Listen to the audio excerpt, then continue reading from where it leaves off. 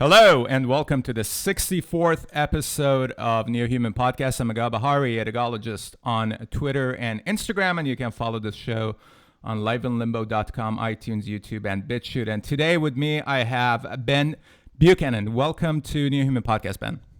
Thanks for having me. Yeah, absolutely. Let's start with your background, the work you've done, lives you've lived, and what are you mainly focused on now these days?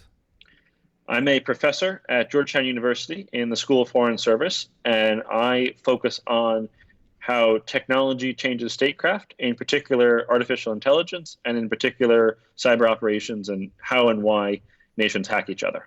Fantastic. There's definitely so much to talk about, but we also want to talk about your new book called The Hacker and the State: Cyber Attacks and the New Normal of Geopolitics. Has the definition of hacking and cyber attacks changed over the past, let's say, 10, 15 years? The activity has certainly changed. I think you can define it in a bunch of different ways, but there's no doubt that 15 years ago, most of the activity between nations that was hacking was espionage. And what we've seen is just an increase in aggression. So we've gone from espionage to espionage plus attacks to espionage plus attacks plus destabilization, essentially information operations. And this continued evolution of more and more aggressiveness has characterized, I think, the last 15 or 20 years of cyber operations between nations. It's also become more available to smaller players, right? Rather than only aggressiveness of it being increased by the state players. That's right. So we certainly have seen, there's no doubt nations like the United States, Russia, China have continued to lead the way in capability, but we've seen other nations, Iran, North Korea, and then others from there, gain capabilities and not be shy about using them in this domain of competition between nations. So what made you write this book at this point? The book came out on February 25th. Congratulations for that. Thank you. Yeah. I think the biggest thing for me was that for so long we had talked about cyber war as this hypothetical thing. We had imagined a cyber Pearl Harbor or a cyber 9/11, and it was this kind of theoretical, hypothetical thing. And what I realized in looking into this is that actually what happens in cyberspace is not a theoretical or hypothetical thing. It happens every single day. This is a way in which nations compete. This is a way in which nations project power and struggle and gain geopolitical advantage.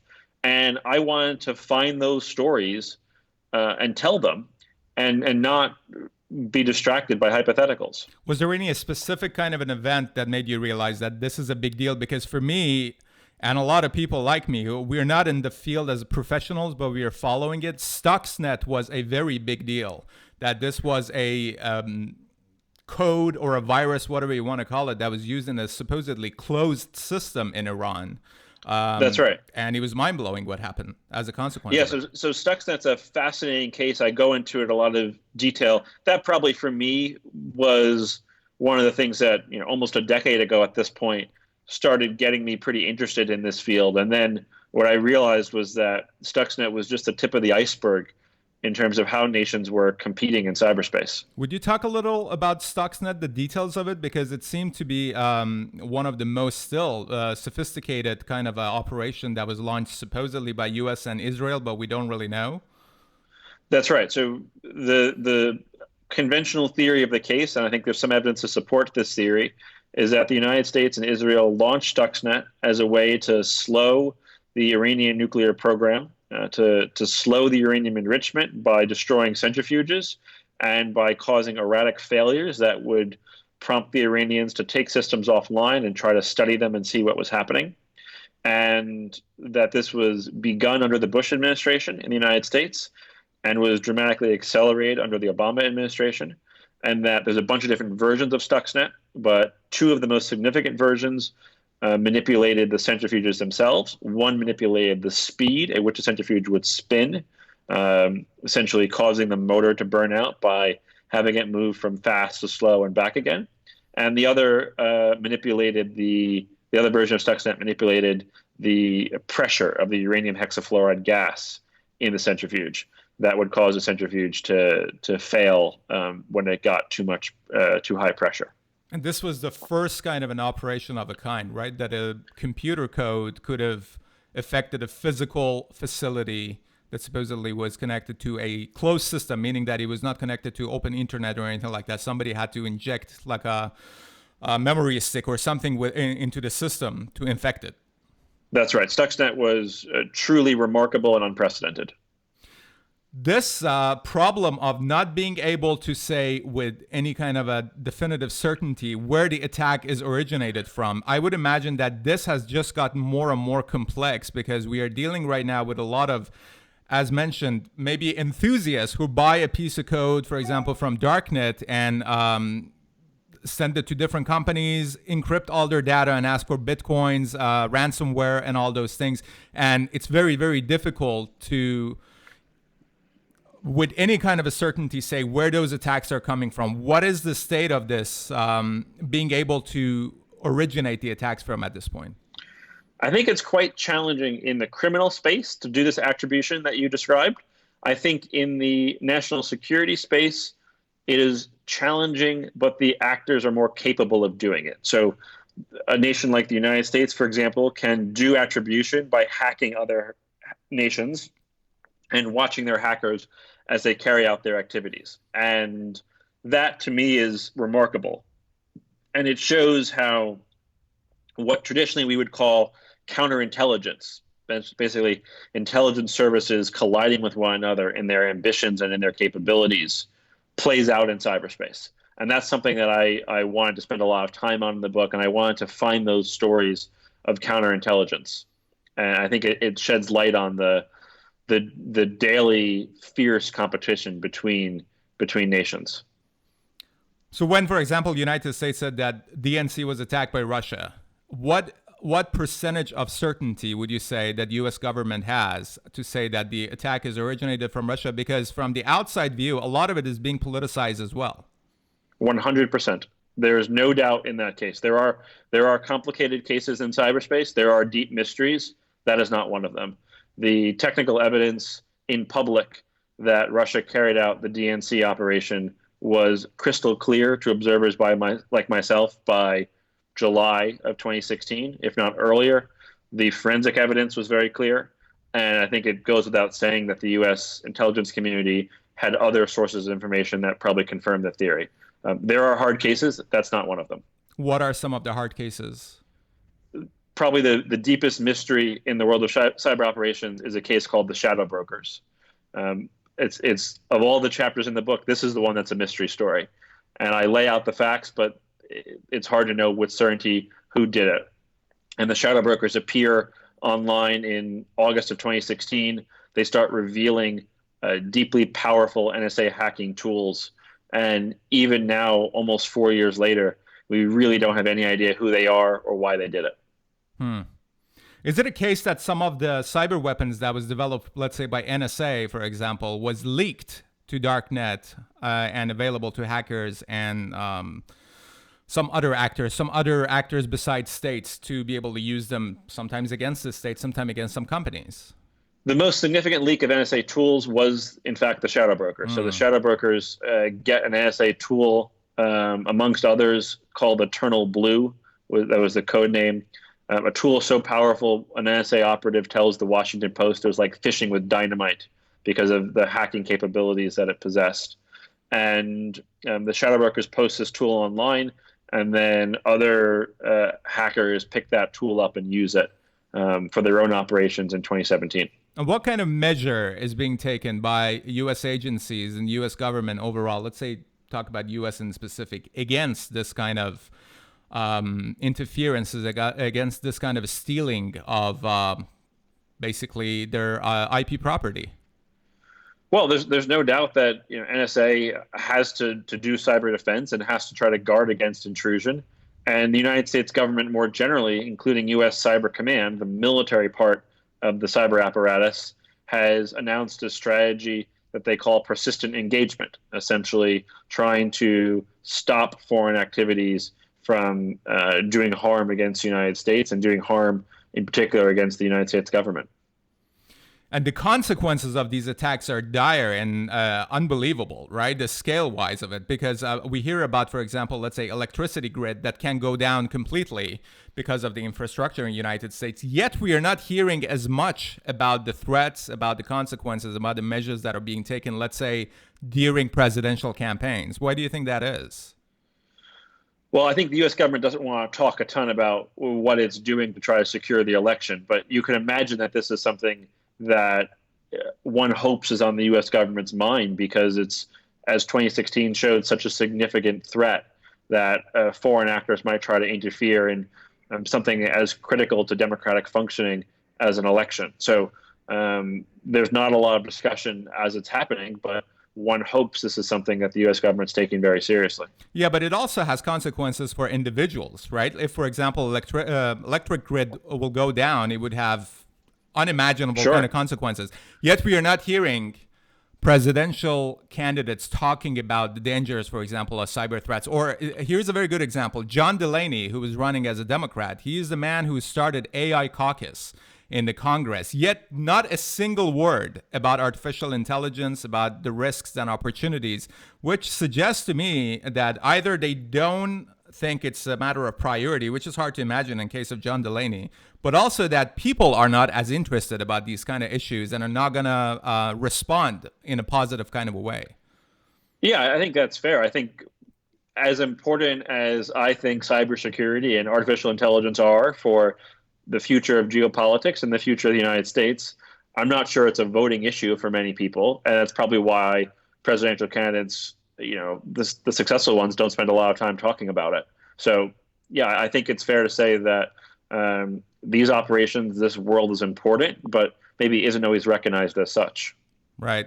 Do you think it will come as a surprise at some point, let's say, because the rate of technological growth is exponential?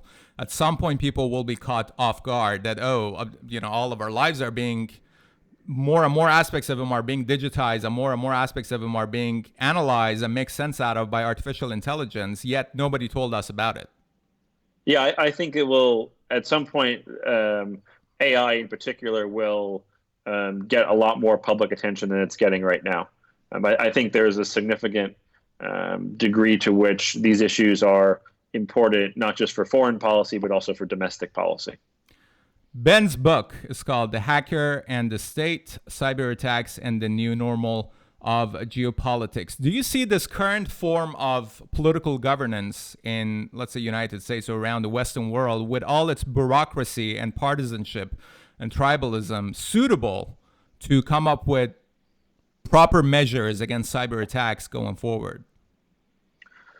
Anytime you've got gridlock, it makes doing this stuff harder. So there's no doubt in my mind that gridlock and partisanship and the like makes it harder to craft a cybersecurity strategy and implement it, makes it harder to craft and implement an AI strategy. Fundamentally, the kind of stuff I talk about are not partisan issues, or at least should not be partisan issues. This is a place for technocratic, careful, technology-savvy governance. And this is not a place in which partisanship should get in the way. Yeah, absolutely. And I'm very interested to talk about technology because I see it beyond politics. It affects politics. It shouldn't be the other way around. And we see, for example, with DARPA, one would imagine that DARPA is not affected by partisanship because they have a job to do in order to protect the U.S. military supremacy and national security, yet it can be affected if this partisanship expanded to different parts and wider part of the government. Sure. I think it's important that we recognize that there are career civil servants in the U.S. government who don't serve a political agenda that they enact, that they bring. They serve the U.S. government, and there are parts of the U.S. government, like, for example, the NSA, that really don't have a lot of political appointees. It's served by civil servants.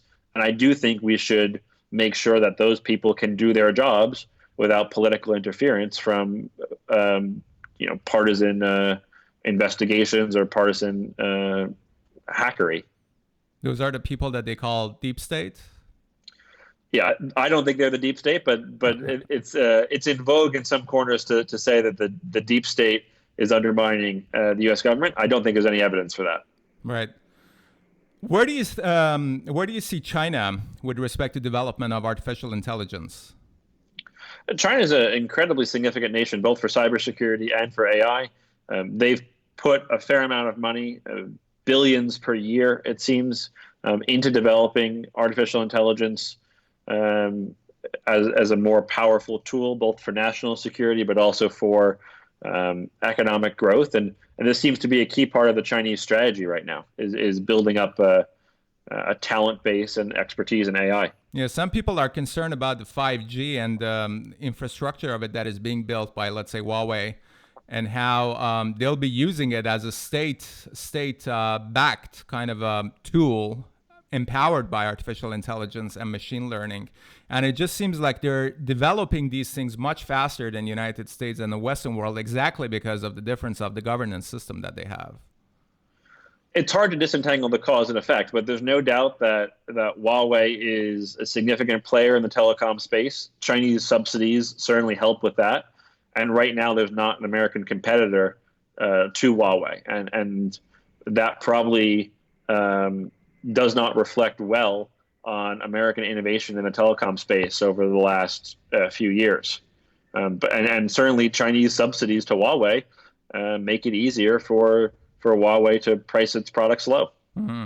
So there's a very good chance that Huawei end up actually building some of the infrastructure for 5G, let's say in Canada, in Western Europe, in Australia.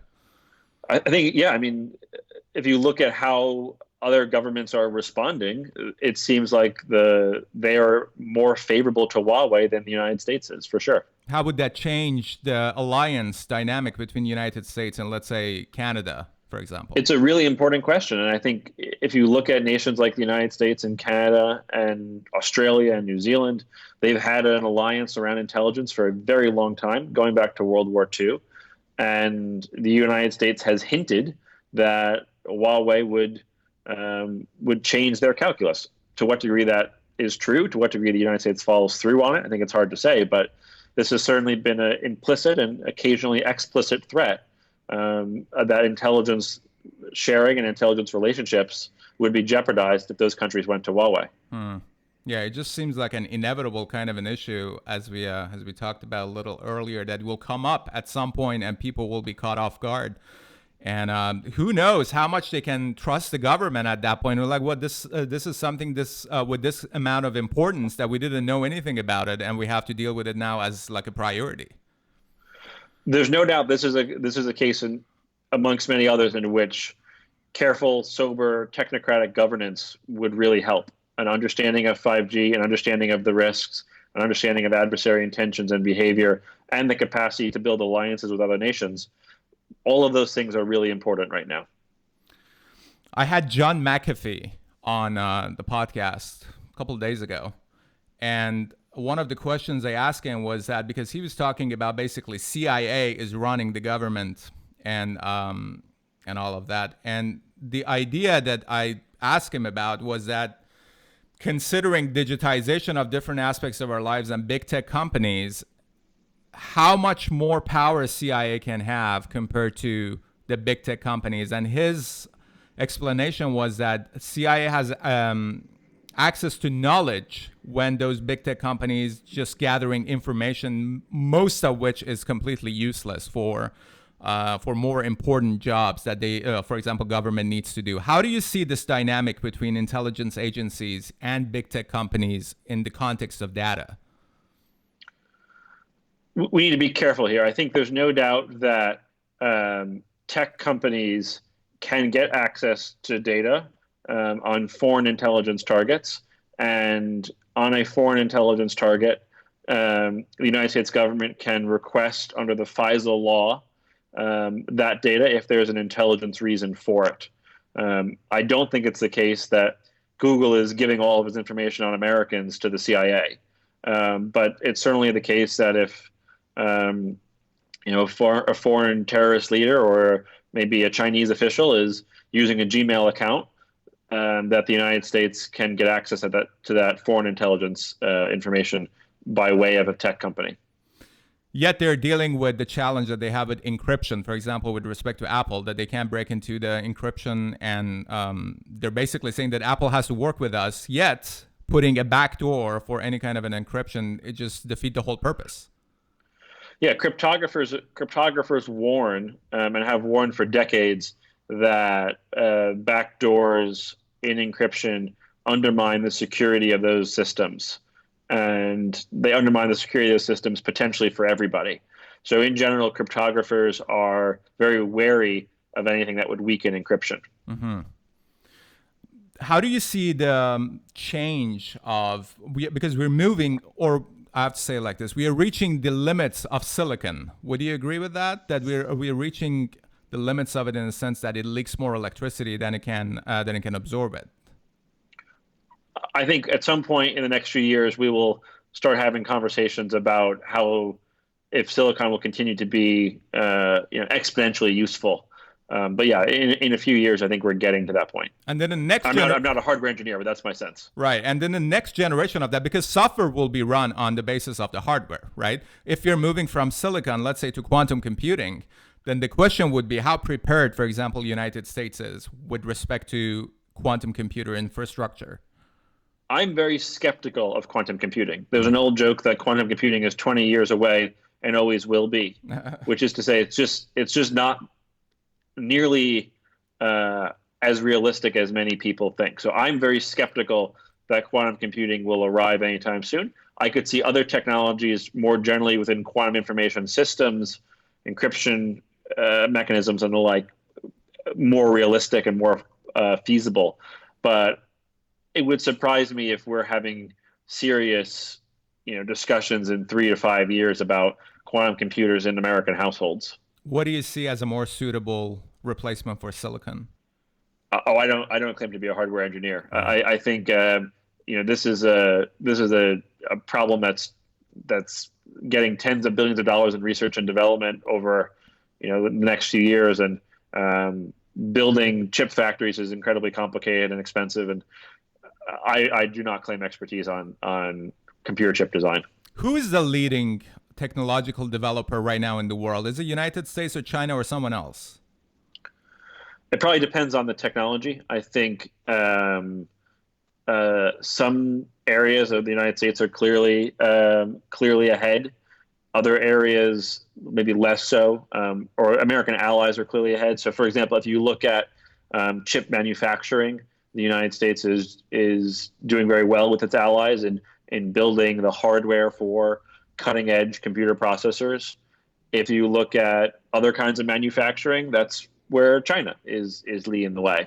But I think at the top end of the computer chip chain, just to continue the computer discussion, the top hardware factories in the world for computer chips tend to be in U.S. ally locations, like Taiwan.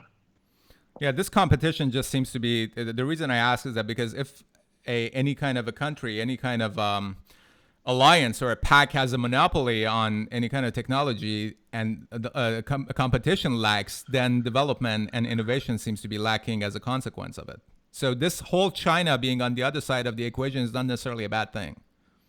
No, I think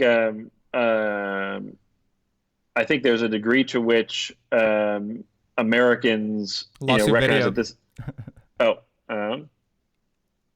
I wonder why that is. How about now? Yeah. Oh, good. It's back. Yep. Sorry, I'm not sure what happened. It's all good. I'll take the answer again. There's a degree to which technological advantage is part of geopolitical competition, and the United States policymakers need to make decisions about how they're going to use the relative strengths and weaknesses of the United States when it comes to technological development. And again, this is another place in which you want policymakers who get what's going on and understand the technology. How well of a job do you think they're doing, politicians, in order to understand what is going on? In general, I'm pretty skeptical of the Trump administration's understanding of these issues. It's really hard for politicians in general, but if you look at things like the fact that they have a smaller Office of Science and Technology Policy than the Obama administration, or if you look at things like they have put through, with the exception of AI and quantum computing, across the board cuts in research and development, I don't think they're prioritizing technology and science in maybe the way that I think is appropriate. With the exception of AI, you said? in AI, the Trump administration has increased research funding. That's right. Why do you think that But is? I think on the issue of AI, the administration recognizes this as a key part of American competitiveness. But my argument would be AI is important, but so are many other areas of science and technology development. Yeah, totally agree. It just seems also that Peter Thiel, who is big Trump supporter, and he's on the board of Facebook, and he, relatively speaking, recently has called for CIA and FBI look into Google for charges of espionage. That he was basically saying that Google is working with the Chinese and not working with the U.S. military. It seems like he has a lot of influence with respect to artificial intelligence and what is happening with respect to overall gathering and making sense out of data.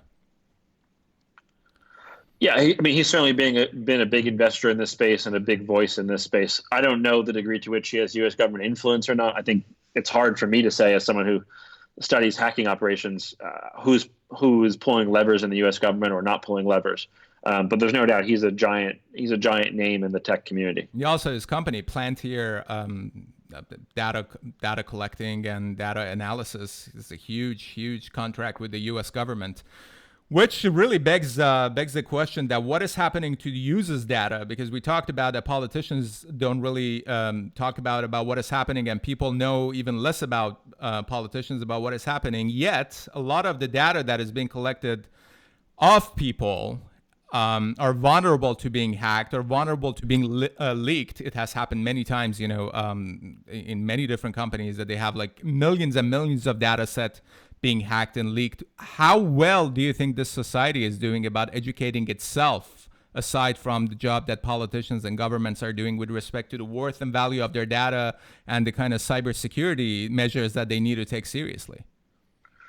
There's a lot of room for improvement, both I think at the personal level and individuals taking care to secure their own data, and also companies. If you look at a company like Equifax, for example, which has credit records on 145 million Americans, that seems to be there's a Chinese operation to get access to that data, and it seems to have been successful. And then obviously is an incredible breach of trust, and an incredible failure on Equifax's part to not protect information that's deeply personal to in this case more than 100 million Americans. Yeah. Ben's book is called The Hacker and the State: Cyber Attacks and the New Normal of Geopolitics. Some people are making the argument that any kind of a centralized system will continue to be vulnerable to hacking, and therefore decentralization, let's say the use of blockchain, would be introduced as an alternative and as a solution. What do you think about that?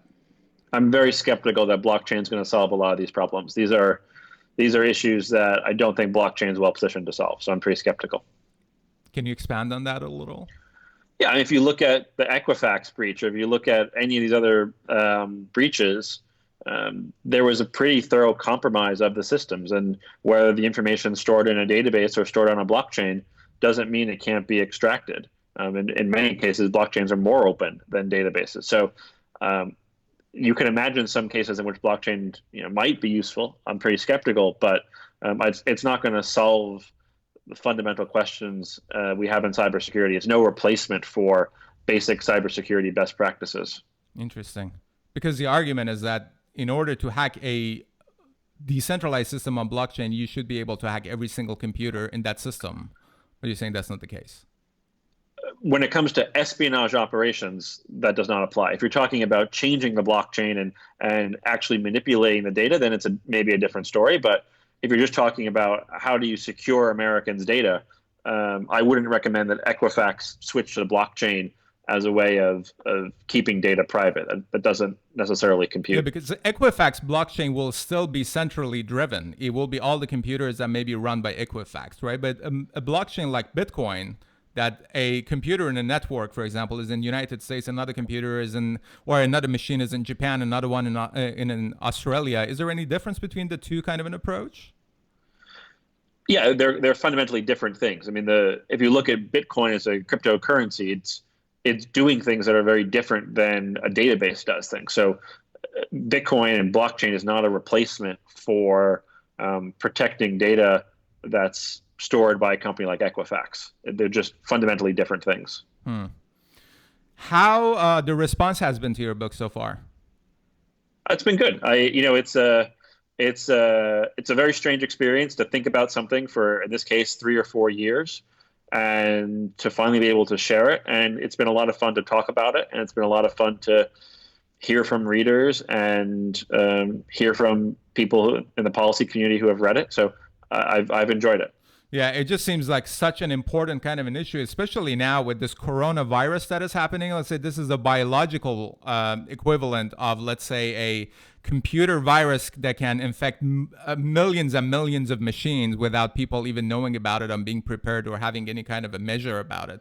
But we're paying way less attention to the digital side of things than the biological side of things, it seems. Well, right. I mean, right now, coronavirus is getting a lot of attention, and rightfully so. But more generally, if you zoom out to a 100,000 foot level, what makes coronavirus powerful is the same thing that makes some cyber attacks powerful, and that's exponential growth, the capacity for these operations to build upon themselves and do ever more damage. And exponential growth is at the core of so many forces of the universe, from wildfires to Moore's law and computer processing to coronavirus. So there's no doubt that exponential growth is an idea that gives a lot of things on Earth its power. Yeah, absolutely. There's a quote, I can't remember by who, that the biggest shortcoming of humanity is their failure to understand exponential growth. And that's exactly what we are dealing with now. It just seems like we are hardwired not to understand exponential since our experience is linear. Yeah, it's very hard. I teach exponential growth to my students when I talk about it, and it's a very hard concept to truly grasp the magnitude of. I think it's an easy concept to get at some level, that things can take off at an exponentially growing rate. But whether it's coronavirus or computer viruses or wildfires, it's always stunning to watch the force of exponential growth when it happens for real. Mm-hmm. Absolutely. What are some of the topics and areas you would recommend to people, to our audience, to study more and learn more about in order to prepare themselves mentally and practically against any kind of a cyber attacks on an individual level and also on the government level? At an individual level, basic cybersecurity hygiene is important. So using two-factor authentication on everything, using a password manager, things like that are really fundamental in making yourself a less vulnerable target. So using a password manager, for example, means you don't have to reuse passwords, so that if one website gets compromised, you don't lose access to everything else, or hackers can't get access to everything else. Using two-factor authentication is really important because it can protect your email account, so that if you do lose your password, hackers can't easily get in. And those things that work for individuals often work for government agencies too. It really would be beneficial if government agencies had two-factor authentication, and many do, but if everyone had it, or had good cybersecurity practices. So this is an area in which doing the basics can make a real difference. Mm-hmm. Education, basically educating both government and individuals about the threats and opportunities. Sure, I think that's right. Yeah. Ben's book is called The Hacker and the State, Cyber Attacks and the New Normal of Geopolitics. What is next for you, Ben, and where can our audience follow your work?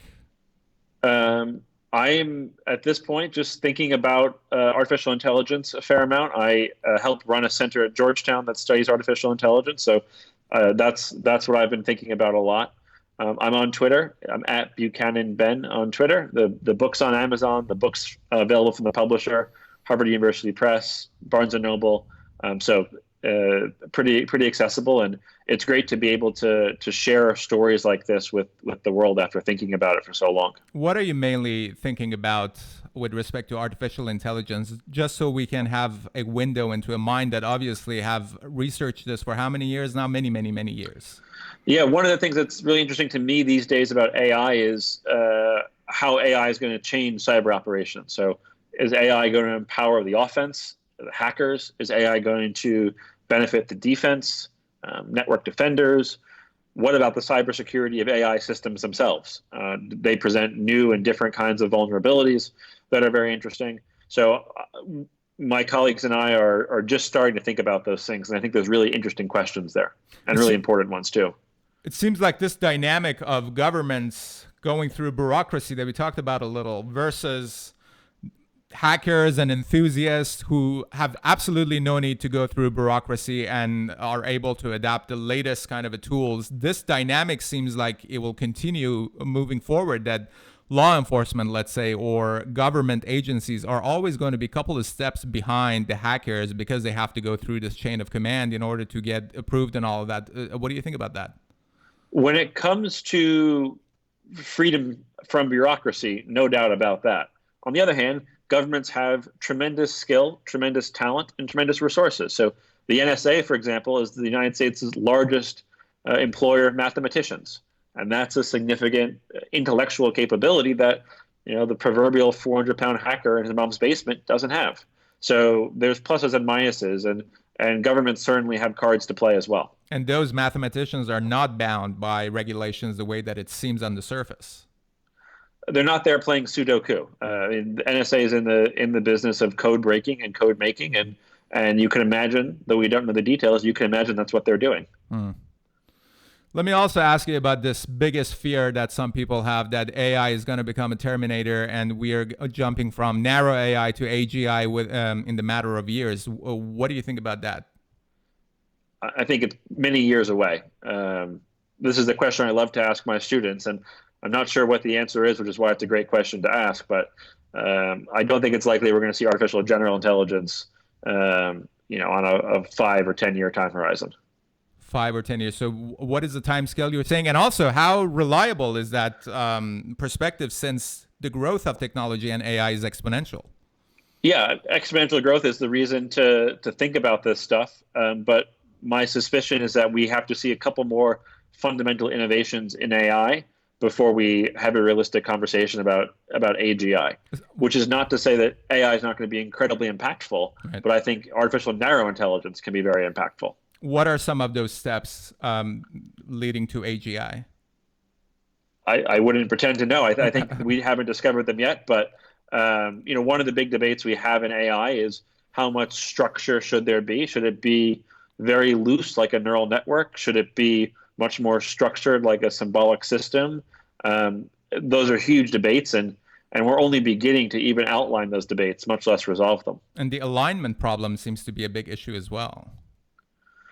Sure. I mean, there's a field of AI safety, which I think is thinking about how AI systems perform and how we can be sure they do what we want them to do, less in a Terminator gaining consciousness sense and more in a sense of AI systems failing in ways that are hard to predict but could be significant. And that AI safety, I think, is a really important part of AI research. Part of that safety goes back to ethics and morality as well, right? Sure. I think AI is an area in which we need to think carefully about ethics and security, and also AI safety and alignment. Yeah, it just seems to me that AI is bringing all of these topics together, from cybersecurity to mathematics, physics, ethics, and everything that is human is being in a way reinterpreted in the form of this new intelligence that we're developing. I think it's a really exciting field to study. Absolutely. Because of how broad it is. Yeah. Yeah. Okay, awesome, Ben. It was a pleasure. Let me ask you the last question I ask all my guests, that if you come across an intelligent alien from a different civilization, what would you say is the worst thing humanity has done? And what would you say is our greatest achievement? Interesting. That is a fascinating question. I think this is not original to me, but I have heard it said that humanity's greatest achievement is to take the things in life that are necessities, our need for shelter, our need for water, our need for food, our need for connection, and to turn them from necessities into something beautiful, right? Building beautiful buildings, cooking great food. And the fact that we can take these things that are necessities and make something that's artistic or beautiful out of them.